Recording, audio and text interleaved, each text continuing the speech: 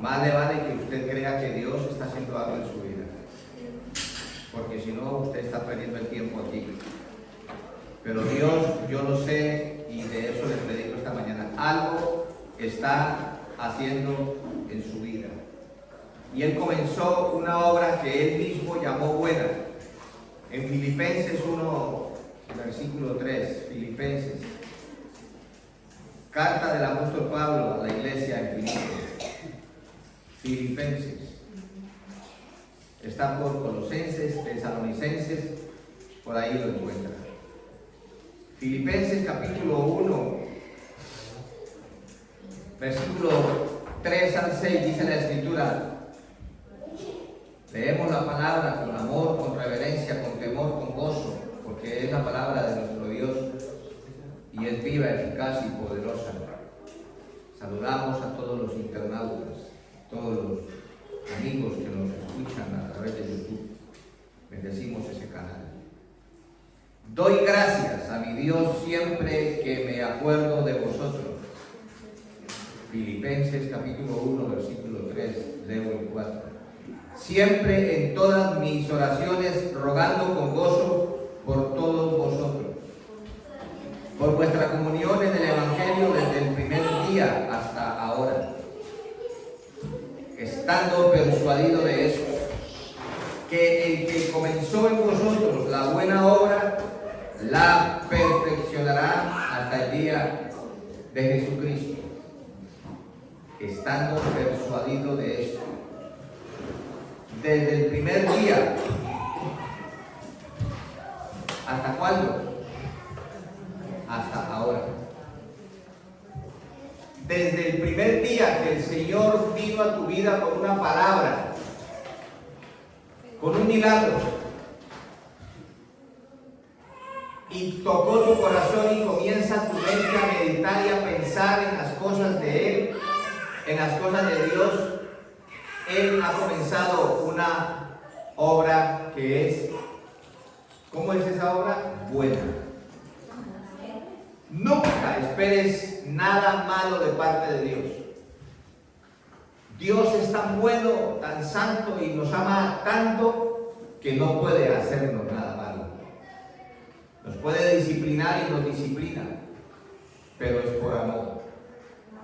La parte más profunda, la parte más gruesa del amor, la parte más pura del amor de Dios se llama disciplina, que muchas veces malinterpretamos y decimos castigo. Me castigó Dios, me está castigando Dios. No, no nos está castigando. El castigo que merecíamos tú y yo ya fue pagado por uno llamado Jesucristo en la cruz del Calvario. La obra de Dios en nuestras vidas, amada iglesia, es una obra buena. El Señor la comenzó un día y hasta ahora, hasta este momento, está trabajando. Está trabajando en mi vida. Está trabajando en la vida de mis hijos. Está trabajando en mi hogar, pero también en el tuyo. Y en el hogar de allá donde están tus hijos, tus familiares, tus hijas, allá en Ecuador, en Argentina, en Bolivia, en Chile, en Alemania, en Japón, en la China y en la Conchinchina, en Nicaragua. Allá está la obra de Dios, allá está la presencia de Dios trabajando y obrando. La obra de Dios es buena. Y el mensaje lo ha llamado identificando y valorando la obra de Dios en nuestras vidas. Si a usted le preguntaran por qué va a la iglesia, ¿a qué va a la iglesia? Tal vez alguien contestaría: si no tengo nada mejor que hacer. Es que voy por aquel chico que me gusta, a ver si hoy sí me invita y me propone que seamos amigos. O me gusta aquella chica, o voy por ese milagro que estoy esperando, o voy porque necesito ir a la iglesia. Llámeme religioso o religiosa, pero yo necesito, mi alma necesita el ambiente de la iglesia. y cada vez que pueda voy, cada servicio entre más pueda, más voy, y no veo la hora de que llegue en la hora de comenzar el culto para estar allí pronto, ser de los primeros, de las primeras, para mirar en qué puedo colaborar, en qué puedo ayudar, en qué puedo hacer y contribuir a todo lo que se llama religión o que tiene que ver con la obra de mi Dios, porque Él está en mí y hay una necesidad, hay una pasión, hay una dependencia de Dios, una dependencia de Dios. Una de las formas en que se llama la relación de Dios con la iglesia, contigo y conmigo, una de las formas en que llamaríamos la relación tuya y mía para con Dios, se le llama culto, se le llama vigilia, ayuno, se le llama de muchas maneras, pero también se le puede llamar dependencia. ¿Cómo se llama la religión tuya, la actitud tuya para con tu Dios? Dependencia. Y dependencia es lo que hace la hermana Yadira con su pequeño Caleb, lo que pasaba contigo y conmigo cuando teníamos 2, 3 meses, 15 días. No nos podemos comer una bandeja paisa con 15 días. Con 15 días, todo lo que nos apetece y todo lo que necesitamos es el seno de mamá. Y que baje leche y abundante, porque si no, la lleva mal el bebé. Y hay que tomar agua de panela con leche y una planta que llaman acedera y una cantidad de cosas para que baje buena leche para ese bebé. Porque todo lo que ese niño con 15 días necesita es la leche. Depende. Y así pasa contigo y conmigo. Lo que tú y yo necesitamos para vivir una vida cristiana. ¿Cómo se llama? Digo conmigo, ayúdame a predicar, dependencia de Dios. Pero cuando tenemos ya 18, 20 o 25 años, ya no necesitamos el seno de mamá. Porque ya estamos crecidos, necesitamos otro tipo de alimento. Allí sí viene bien la bandeja paisa, los nacatamales. Allí sí viene bien el churrasco. ¿A qué sí? La dependencia nuestra de nuestro Dios debe parecernos siempre no fea, sino bonita y necesaria, obligatoria. Hay en la Biblia un pasaje que lo encontramos en los 3 evangelios sinópticos, se llaman los 3 evangelios. En Mateo capítulo 8, del versículo 28 al 34. En Lucas capítulo 8, del versículo 26 al 37. Y en Marcos capítulo 5, del 1 al 17. Hay unos detalles allí importantes. Este primer punto se llama: todos tenemos un antes y un después de conocer a Jesús. Necesariamente, el día que usted conoce verdaderamente a Jesús marca un antes y un después. Y es bueno que usted y yo lo visualicemos, lo identifiquemos y hagamos un inventario. Las grandes empresas, las grandes multinacionales y los pequeños comercios, normalmente en el mes de enero o febrero de cada año, hacen una cosa que se llama inventario, que es un análisis, que es un mirar qué productos hay en la bodega, mirar con los documentos qué entró ese año y qué salió y qué falta, qué se vendió más y qué se vende menos. Y hacen una cosa que se llama inventario. Y entonces se toman decisiones. Los empleados que tenemos son muchos, o nos faltan empleados, hay que agrandar la tienda, hay que seguir pidiendo más de este producto y no de este. ¿Sí o no? Un inventario. Y nosotros, amada iglesia, tenemos que hacer de vez en cuando un análisis, un inventario. ¿Qué está pasando con mi vida? ¿Estoy creciendo o no? ¿Estoy leyendo la Biblia o no? ¿Me intereso por leer libros, por leer, ¿cómo se llama? Revistas, quería decir otra palabra, literatura cristiana.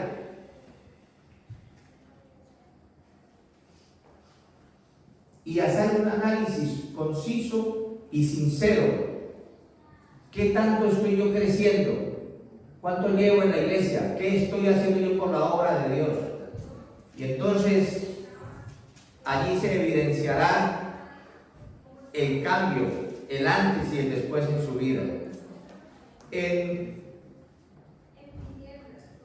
Marcos, vamos a leer Mateo 8, Evangelio según San Mateo capítulo 8, versículo 28. Mateo 8, 28. Gloria a Dios. Mateo capítulo 8, versículo 28 al 34. Tiene un subtítulo que se llama Los endemoniados gadarenos. Habla de unos personajes que vivían en una ciudad llamada Gadara. Y dice la palabra de Dios: cuando llegó a la otra orilla, a la tierra de los gadarenos, vinieron a su encuentro dos endemoniados que salían de los sepulcros, feroces en gran manera, tanto que nadie podía pasar por aquel camino. Y clamaron diciendo: ¿qué tienes con nosotros, Jesús, Hijo de Dios? ¿Has venido acá para atormentarnos antes de tiempo? Estaba paciendo lejos de ellos un hato de muchos cerdos. Y los demonios le rogaron diciendo: si nos echas fuera, permítenos ir a aquel hato de cerdos. Él les dijo: id. Y ellos salieron y se fueron a aquel hato de cerdos. Y he aquí todo el hato de cerdos se precipitó en el mar por un despeñadero y perecieron en las aguas. Y los que los apacentaban huyeron y viniendo a la ciudad contaron todas las cosas y lo que había pasado con los endemoniados. Y toda la ciudad salió al encuentro de Jesús, y cuando le vieron le rogaron que se fuera de sus contornos. Este pasaje, como todos en la Biblia, es muy rico. Quiero pedirle que no se distraiga con la situación de los demonios. En la Biblia, la doctrina del estudio de los demonios que allí existen y son reales se llama demonología. Y hay diferentes doctrinas, diferentes. No se distraiga ahora cuántos demonios eran 2000, eran 1999. Otro de los pasajes de uno de los evangelistas dice que a la pregunta del Señor al endemoniado: ¿cómo se llama tu nombre? ¿Y cuántos sois? Y el demonio le respondió: somos muchos, una legión. Una legión, la expresión legión es una expresión militar. Habla del ejército romano, que había una legión, se componía entre 4.200 a 6.000 hombres.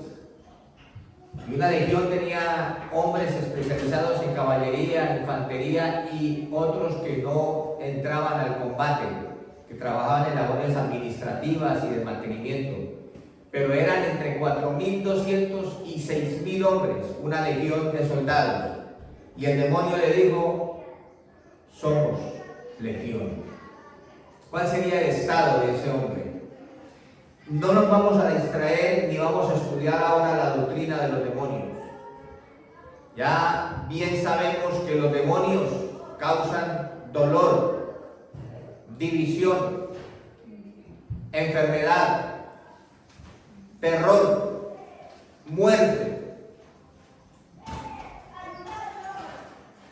Dice algunos detalles. de estos 3 evangelistas. 2 endemoniados gadarenos con fama de violentos, feroces, peligrosos, que vivían en los sepulcros, no vivían en casa, vivían en los sepulcros. ¿Dónde quedan los sepulcros? En los cementerios. Allí vivían. Toda la gente huía de ellos. Esto dice otro evangelista, Lucas, dice que lo hacía mucho tiempo. Vivían en esa situación. No podían vivir en casas.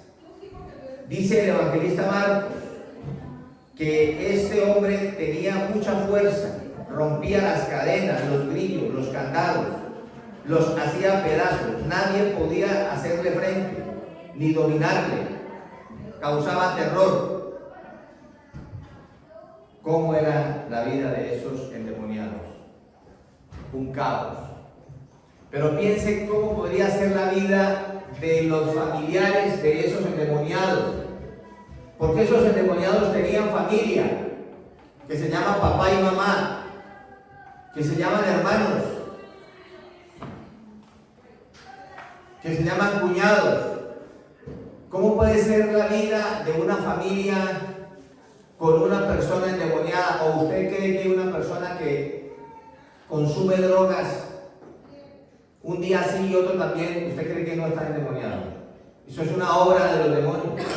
¿Cómo cree usted que es la vida de una pareja donde el hombre frecuenta un día sí y otro también páginas de pornografía, o que entra a esos teatros, a esos sitios donde no se ve sino pornografía? Demonios. ¿Cómo puede ser la vida de una familia, de un hogar donde hay infidelidad probada de uno de sus miembros? ¿Cómo puede ser la vida de unos hijos que tienen un papá borracho, grosero, atarván, que maltrata a su esposa? ¿No le parece que es algo cercano al mismo infierno? ¿Cómo puede ser la vida de una familia donde uno de los muchachos es drogadicto, que llegan al extremo de robar las cosas de valor, las cadenas, los anillos, los relojes, las porcelanas? ¿Lo ha conocido, lo ha oído usted de alguna familia? Que el miembro, el fulano, llámese como se llame, ya se roba todas las cosas, y todo el mundo en la casa, cuando llega Pedrito Pérez a esconder todo, a guardar todo, llega con hambre, llega a la cocina, barre con todo lo que encuentra, y lo que encuentra de valor lo coge. ¿Y a dónde termina eso de valor? Allá en el sitio donde expenden las monodosis de droga. ¿Eso le parece a usted familia que viva feliz? Eso es lo más cercano al infierno. Como la iglesia y el ambiente de la iglesia es lo más cercano al reino de Dios, que no es el reino de Dios, pero es lo más cercano, lo más parecido, un hogar, una familia de estas, es lo más cercano y lo más parecido al infierno. Un hogar, una familia donde el hombre, y en nuestra cultura latina es muy común, no tanto aquí en Europa, no tanto aquí en España, pero en nuestros países hay una cultura, hay un pensamiento que entre más mujeres tenga el hombre, más hombre es, más macho es. Y eso no es verdad. Verdadero hombre es aquel que puede vivir, respetar y amar a una sola mujer.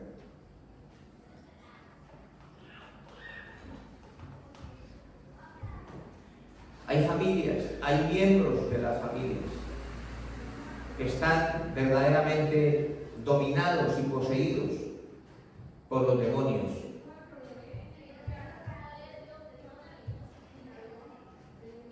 Pero hay solución.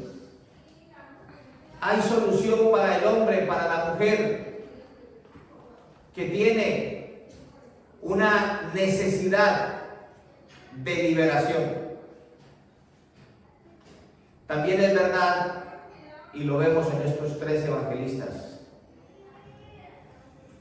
que Dios, en la persona de Jesús, Dios en la persona de su Santo y Precioso Espíritu, Dios como Padre, no te fuerza ni a ti, ni a mí, ni a nadie. No entra violentando la puerta de tu corazón. Él viene a dar libertad al cautivo, a dar apertura de la cárcel, a quitar el manto de tristeza, de ceniza, del hogar, del matrimonio, de la familia, de los hijos. Pero como dice aquí estos 3 evangelistas, dice: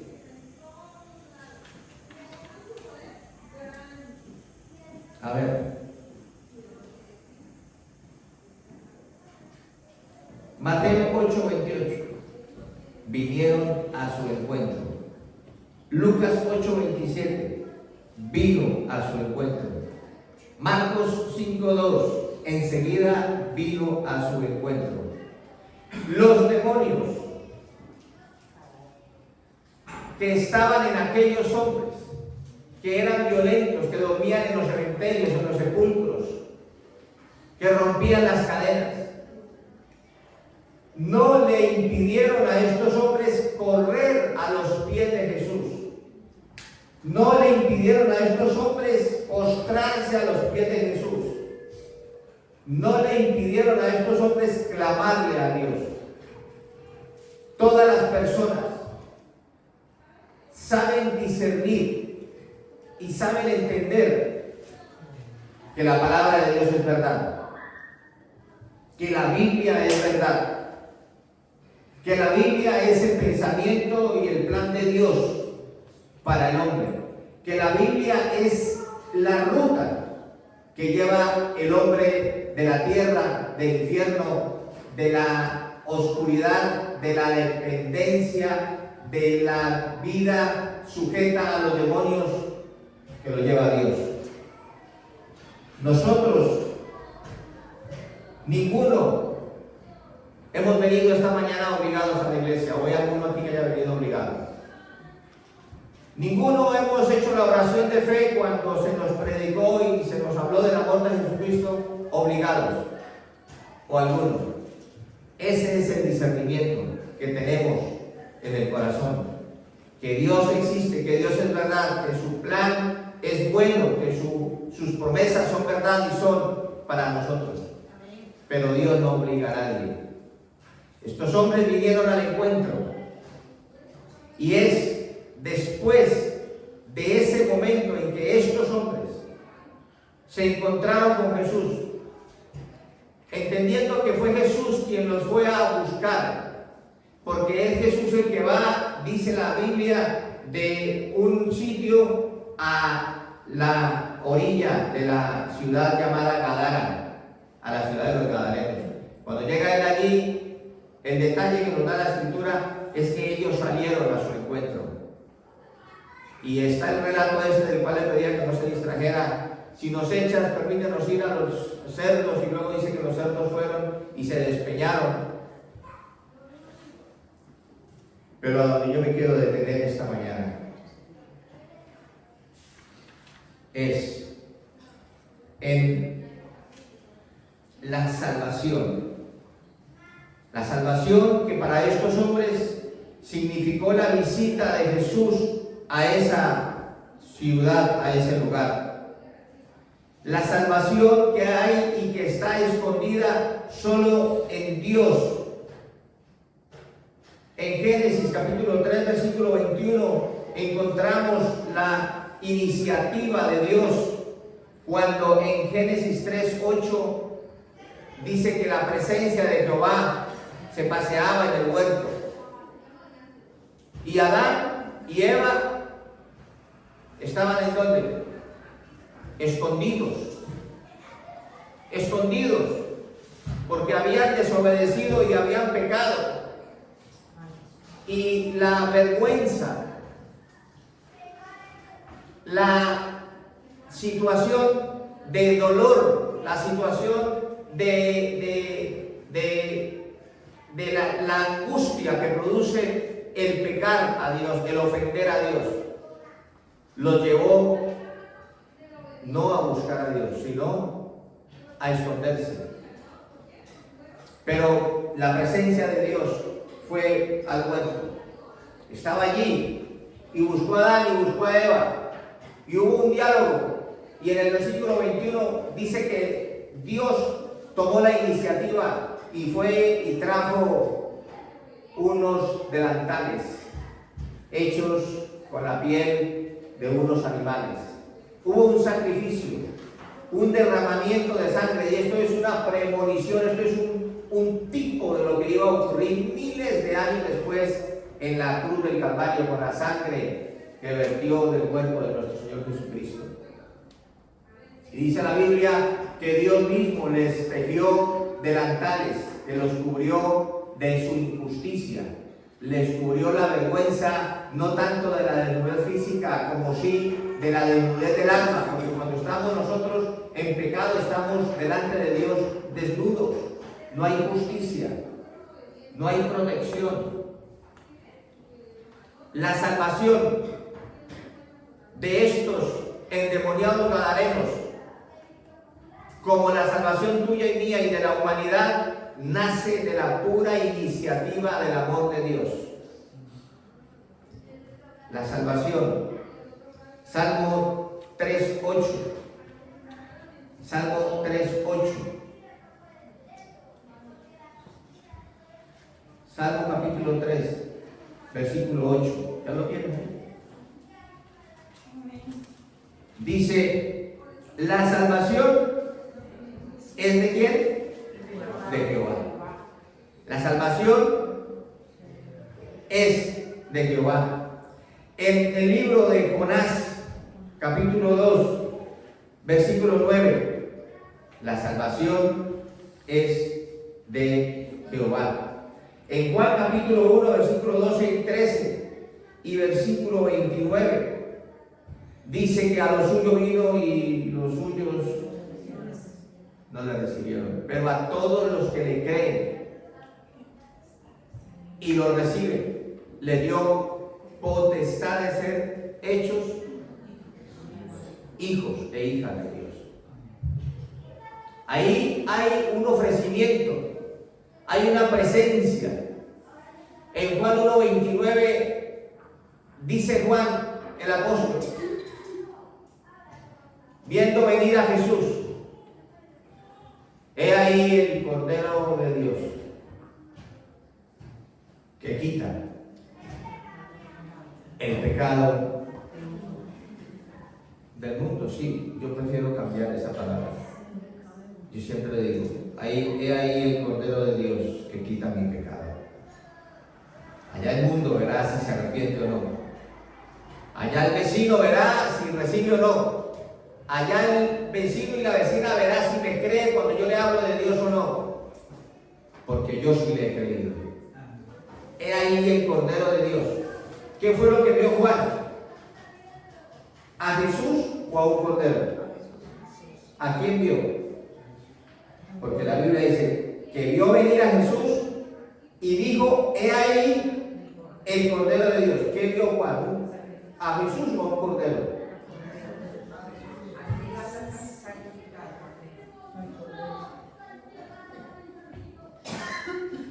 La salvación solo está en Dios. La salvación solo está en Dios Hijo, en su Hijo Jesús. Y cuando Jesús llegó a Gadara, iba con él el paquete de regalo, iba con él la salvación. Pero dice la Biblia que los gadarenos salieron y se postraron a su encuentro, salieron a su encuentro. Y yo me pregunto esta mañana, ¿a cuántos de aquí o a cuántos de tu casa y de tu familia todavía está Jesús visitándolos, buscándolos, llamándolos? Porque no se va a meter a la fuerza. He aquí, yo estoy a la puerta y llamo. Apocalipsis 3:20. Si alguno oye mi voz y abre la puerta de su corazón. ¿Y qué más dice, hija? ¿Qué más dice? Y me invita. Y me invita a entrar. Entonces yo entraré y cenaré con él y él conmigo. Eso habla de comunión. Habla de relación. Y si dice eso, es porque da la libertad de pensar que hay quien mira por el ojito de la puerta y dice, pero es Jesús, es la salvación, es la solución al muchacho drogadicto, a la muchacha promiscua que llega casi que a la prostitución, es la solución a la división de la familia, a la destrucción del hogar. Él es la presencia de Él, su amor, su palabra, sus promesas. Él es la solución a las tinieblas espirituales de nuestra familia. No importa, no lo queremos, porque esto lo querían. ¿Cuántos alaban su nombre?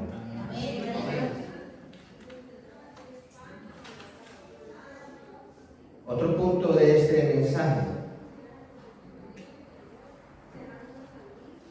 Mateo 8:29, Mateo 8:31 y 34, Lucas 8:28, 37 y 38, Marcos capítulo 5, versículos 10, 12, 17 y 18, dice que todos le rogaron a Jesús.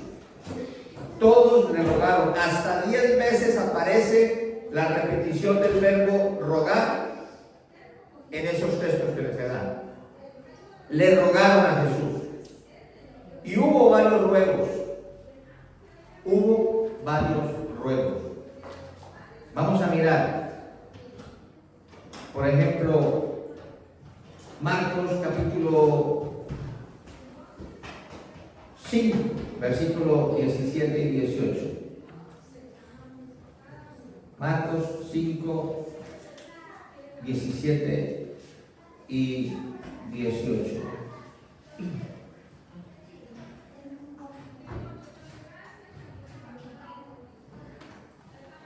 Y comenzaron a rogarle que se fuera de sus contornos. Al entrar él en la barca, el que había estado endemoniado le rogaba que le dejase estar con él. Mas Jesús no se lo permitió. Amado, la Biblia me está diciendo que hay gente que tiene la osadía de rogarle al Señor no que entre, no que venga a la vida de ese miembro de la familia,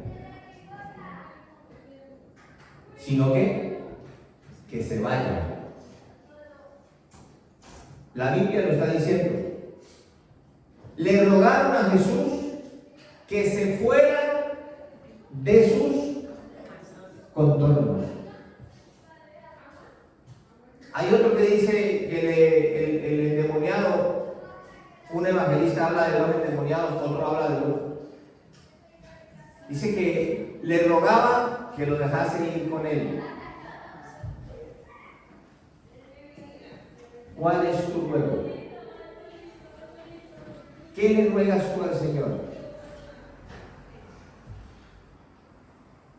Porque ahí hay dos peticiones.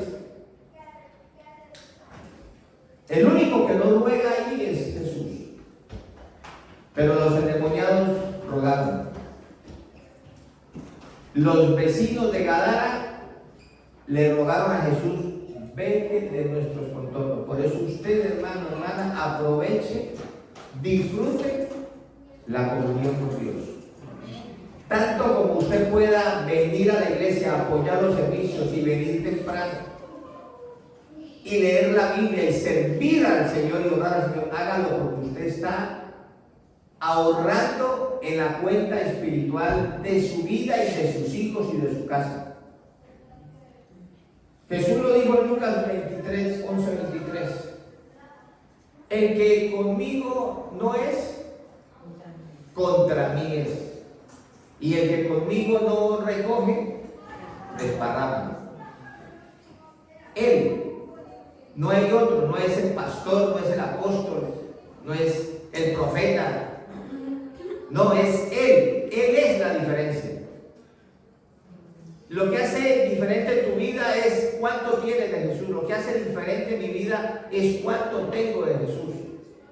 Lo que hacía diferente la vida de estos hombres era que no tenían a Jesús. ¿Vivían en dónde? En los cementerios, en los sepulcros. Eran violentos. La gente los veía y no se les acercaba. Aún los amarraban, los encadenaban y rompían las cadenas, los grillos, los candados. Pero un día vino Jesús a sus vidas, como a la tuya y a la mía. Y entonces se hizo diferencia. Déjame que busque aquí mismo. Mira qué preciosidad. Versículo, en Marcos capítulo 5, versículo 15. Marcos capítulo 5, versículo 14 mejor. Y los que apacentaban los cerdos huyeron y dieron aviso en la ciudad y en los campos y salieron a ver qué era aquello que había sucedido. Vienen a Jesús y ven al que había sido atormentado del demonio y que había tenido la legión. ¿Cómo lo vieron? Sentado, vestido y en su juicio cabal. ¿Y tuvieron miedo? ¿Cómo puede ser que tengan miedo, de él endemoniado, como dice que estaba Emilio? No que Emilio estuviera, no, le dicho su nombre. ¿Es normal que tengan miedo a los endemoniados, sí o no? Claro. Más si la Biblia da ese lujo de detalles, que eran peligrosos, que tenían fuerza, rompían las cadenas, andaban semidesnudos.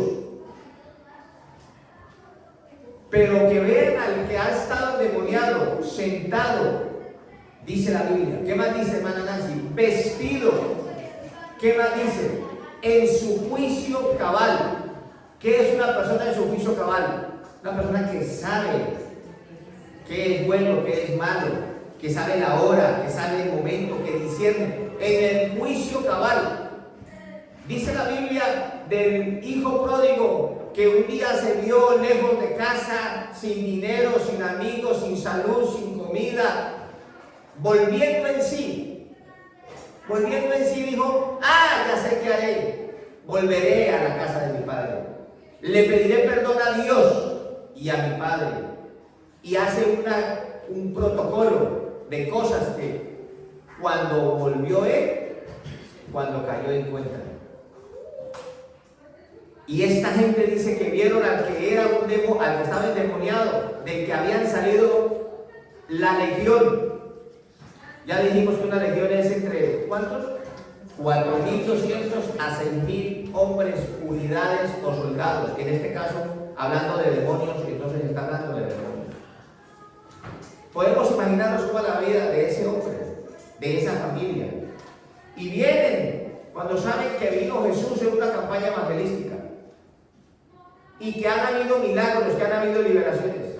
Y lo ven en su juicio cabal, vestido, afeitado, con loción. ¿Y qué siente? Miedo. ¿Y qué hace? Le rogaron a Jesús. ¿Qué le rogaron? Que se fuera de sus contornos. ¿Cuál debe ser nuestro ruego? Señor, te rindo mi vida, te rindo mi hogar, te ruego por mis hijos. ¿Cuántos dicen amén? Amén. Te ruego por mi iglesia. Te ruego por este país. Te ruego por Israel. Te ruego por los palestinos. Hay un texto de la Escritura en donde Dios, a través del profeta Jeremías, llega un momento en que pareciera, esto lo digo yo, no lo dice la Biblia, que Dios les dice: ya estoy hasta las narices. Si Dios tuviera identidad española, diría eso, hasta las narices. Ya estoy hasta el gorro. Ahora, ustedes me buscan. Clama a mí, Jeremías 33:3. Clama a mí y yo responderé y te enseñaré. Llega un momento en que Dios les dice: sí, los he buscado, los he llamado, les he ofrecido, me les he presentado y me ignoran, me rechazan, me piden que no vuelva. Entonces ahora viene el momento en que ustedes me tienen que buscar. Clamar. Clamar es más que orar. Clamar es más que pedir. Clamar implica dolor en el alma. Clamar implica postrarse. Clamar implica sentir el dolor del endemoniado, de la familia, del que está enfermo, de la que está enferma. Clamar implica rendirse.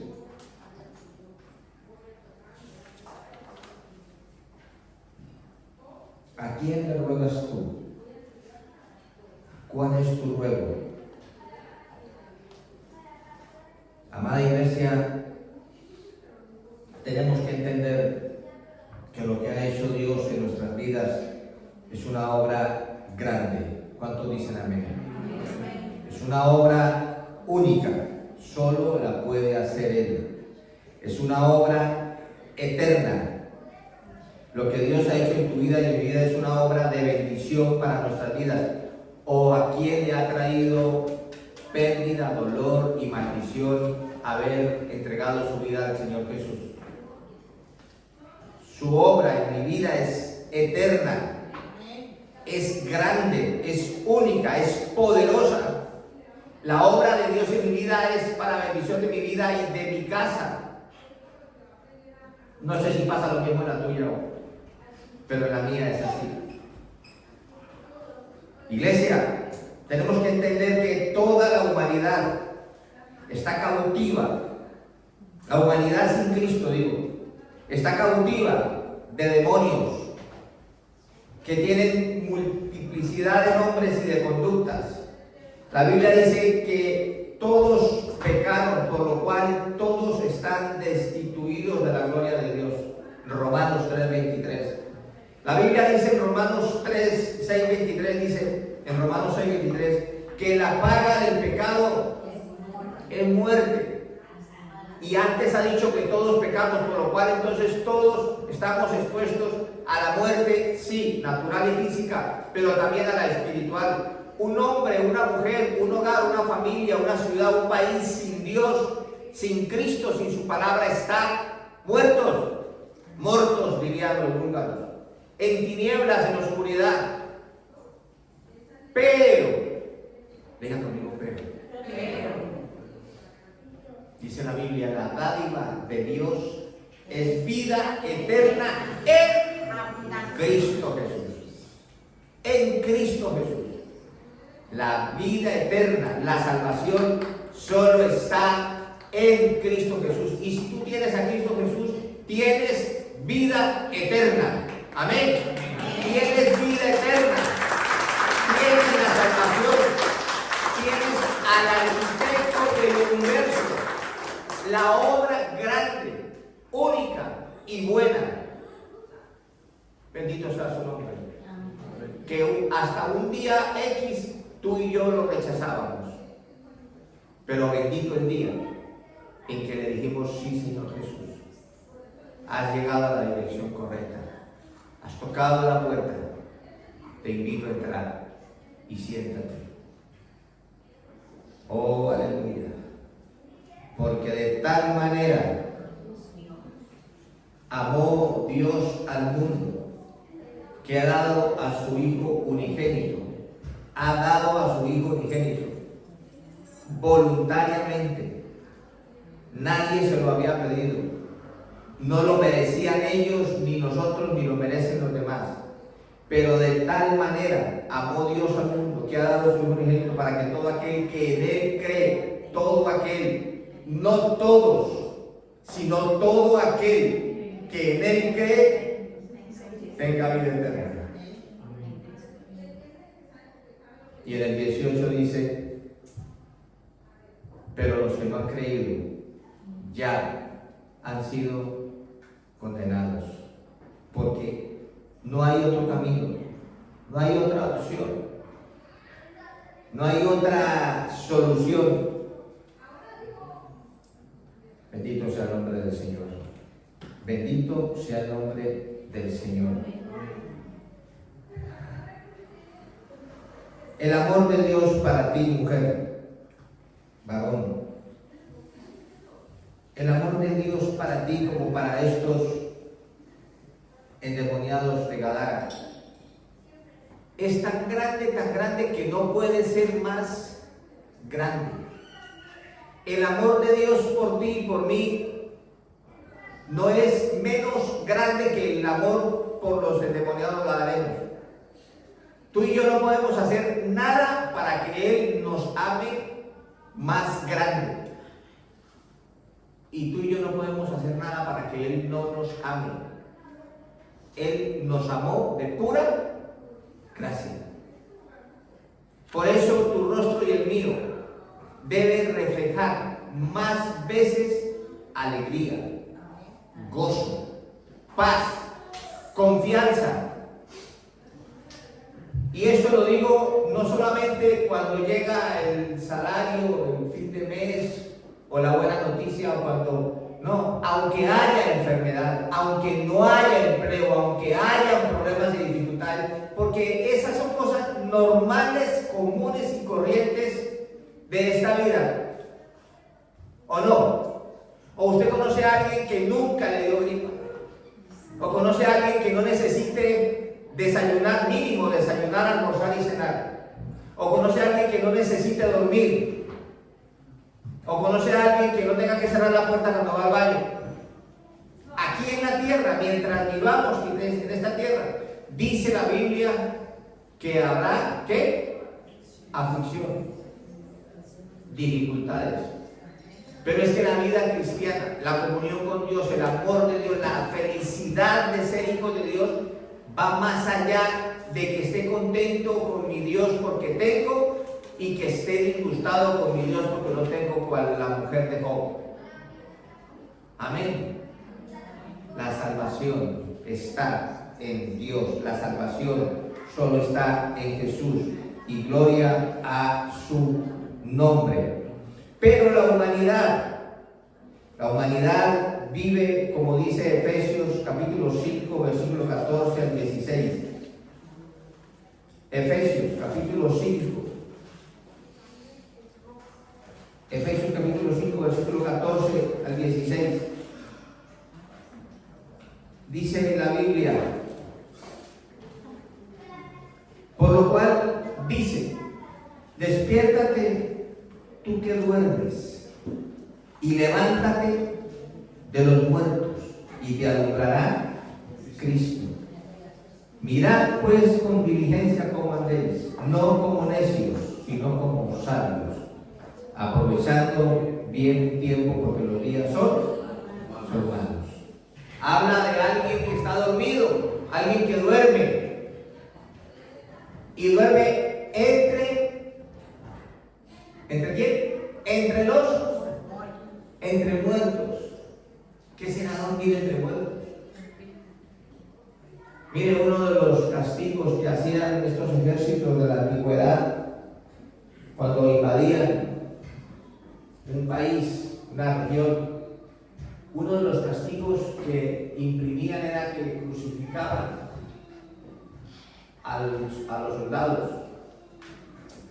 con un muerto, lo crucificaban, piel con piel, espalda con espalda, ahí, amarrado, clavado, y ahí lo dejaban.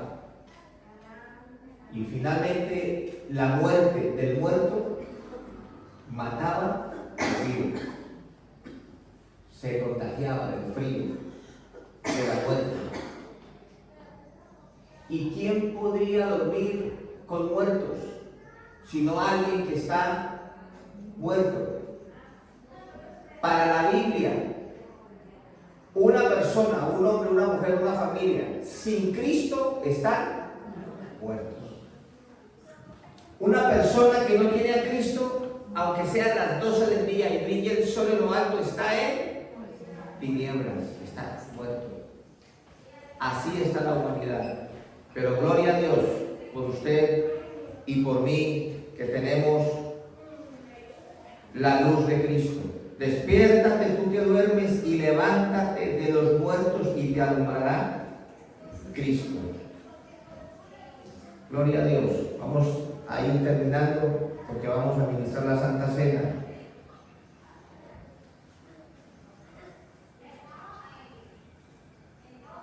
Marcos capítulo 5, versículo 18 y 19. Ya lo leímos, pero lo volvemos a leer. Marcos 5.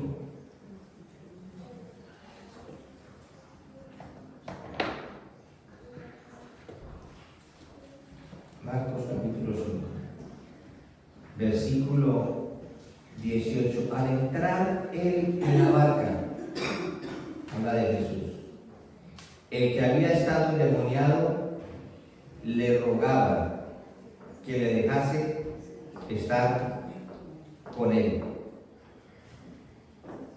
Versículo 19. Mas Jesús, ¿qué hizo Jesús con este hombre? No se lo permitió. ¿No te parece eso un detalle curioso? Yo suelo decirle mucho a los hermanos que hacen el discipulado, y cuando predico, usted lo notará, yo le hablo de detalles, porque cuando estuve en el seminario, 3 años que estuve en el seminario Socobat, había unos profesores, había un hombre muy curioso, todo el pelo blanco, parecido al mío, pero él lo tenía más blanco porque tenía más años. Un hombre que había estado, no sé si 50 o 60 años caminando con el Señor, que había fundado muchas iglesias en muchos países, y era profesor del seminario. Y había algunos alumnos que le hacían preguntas, ¿no?, curiosas. Y muchas veces la respuesta del profesor, que había escrito muchos libros, que era profesor en muchas universidades, muchas veces, ¿cuál cree que fue la respuesta del profesor? No sé. Porque él decía, no me las sé todas. Y no me distraiga más, no me interrumpa a dar la clase, no me haga más preguntas. Y cuando sabía la respuesta la daba. Y aquí, y ese hombre decía, cuando usted esté leyendo la Biblia, esté pendiente, esté pensando en lo que está leyendo. No lea la Biblia pensando en... Lea la Biblia, aunque sea poquito tiempo, pero céntrese en la palabra de Dios. Y mire los detalles. Péguese de detalles, investigue esos detalles. Y yo se lo digo a los hermanos, mientras están aquí, porque algún día no estarán, y mientras Dios me permita estar aquí, lo haré, porque algún día o no estará usted o no estaré yo. Pero lo que sí quiero tener mi conciencia tranquila, o lo más tranquila posible, de que no siendo perfecto, porque no lo soy, trato de vaciarme y de enseñarle lo poco que sé de mi Dios. Amén. Amén. Porque cambió mi vida. Después de que le conocí, cambió mi vida. Y entendí que una de las cosas que Él espera de mí es que como mínimo lo cuente. Mire lo que dice de este hombre que fue liberado, que salieron de él legión de demonios, miles de demonios. ¿Cómo sería la vida de este hombre? ¿Cómo sería la vida de su familia? Y le dice a Jesús: déjame ir contigo. ¿No es razonable esa petición? ¿A que sí? Déjame ir contigo, quiero estar contigo. Tú eres la vida, tú eres Jesús, el Hijo de Dios. ¿Y qué hace Jesús? ¿Qué le dijo? No se lo permitió, pero sí le dijo algo que hiciera. Aleluya. Versículo 19. Mas Jesús no se lo permitió, sino que le dijo, 2 puntos, que le dijo: vete. ¿A dónde? A tu casa, no al mundo, a tu casa. Le dice más: a los tuyos. Y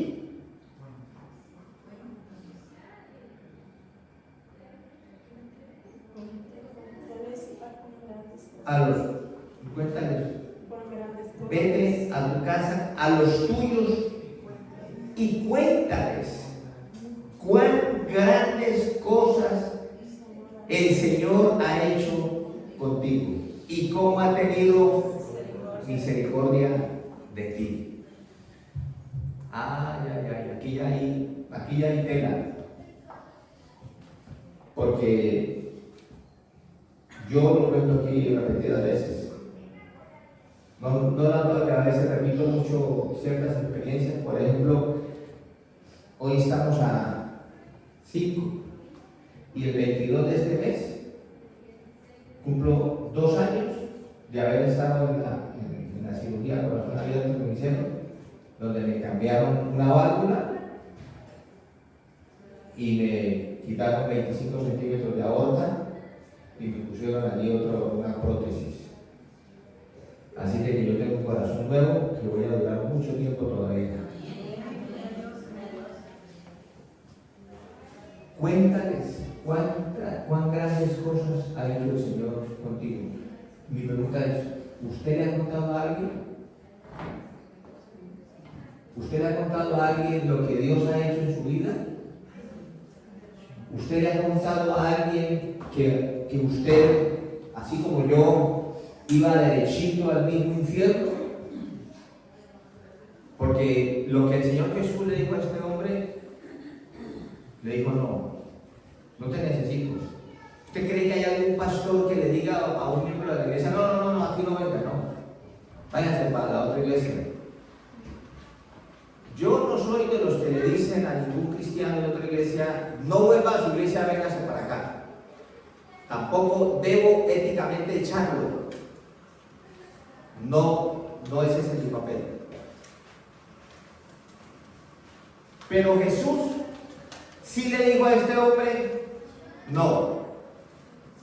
no te quiero aquí. No lo estaba rechazando, le estaba dando una comisión.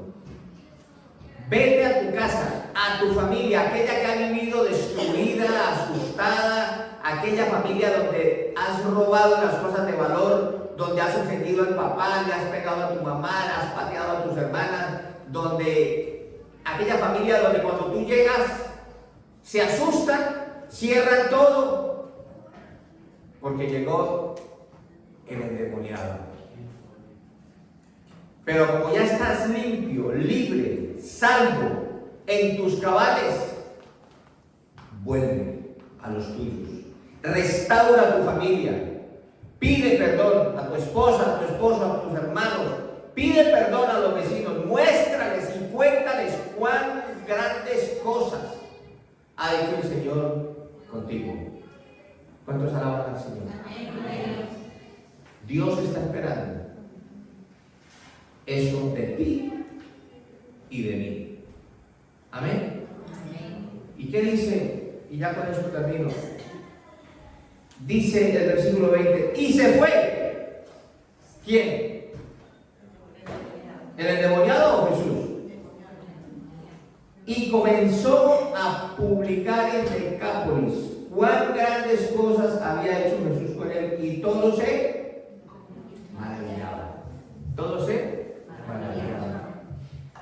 Hermanos, hermanas, tenemos que contarle a nuestros familiares, tenemos que contarle a nuestros vecinos. Alguien tiene que ver y notar que algo hay en su vida después de haber conocido al Señor Jesús.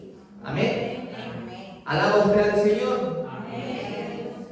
Puede usted decir: Señor, yo entiendo que sin ti no hay luz, sin ti no hay libertad, sin ti no hay vida eterna, sin ti no hay nadie que lo pueda hacer. Pero ¿sabe qué pasa? Tristemente, que muchas veces vamos contando las cosas malas de los hermanos, vamos pregonando las cosas malas del pastor que las tiene, de mí sí, y de los otros pastores.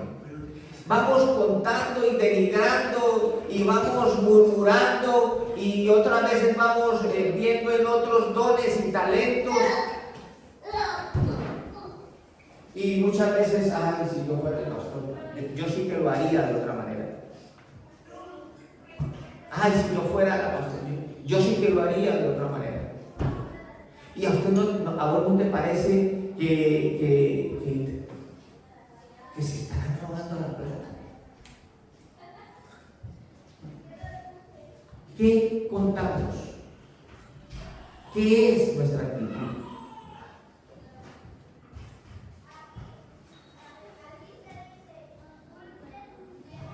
Dios está esperando más de mí. No sé si de usted, pero está esperando más de mí.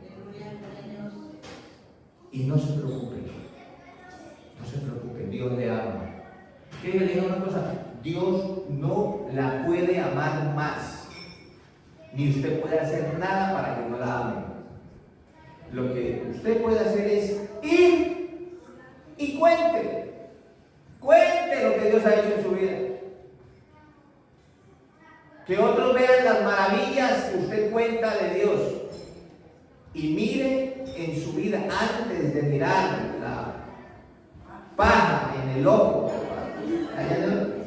mírese en el espejo. Y verá que según la Biblia, el hermano tiene una paja y yo tengo una que es más grande. Perdone, pero lo dice la Biblia.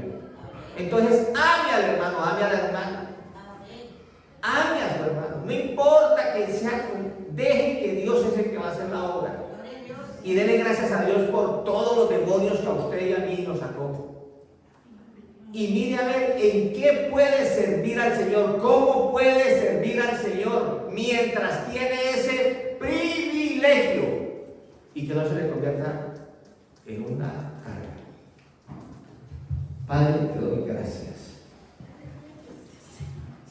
Gracias, Señor. El tiempo es corto,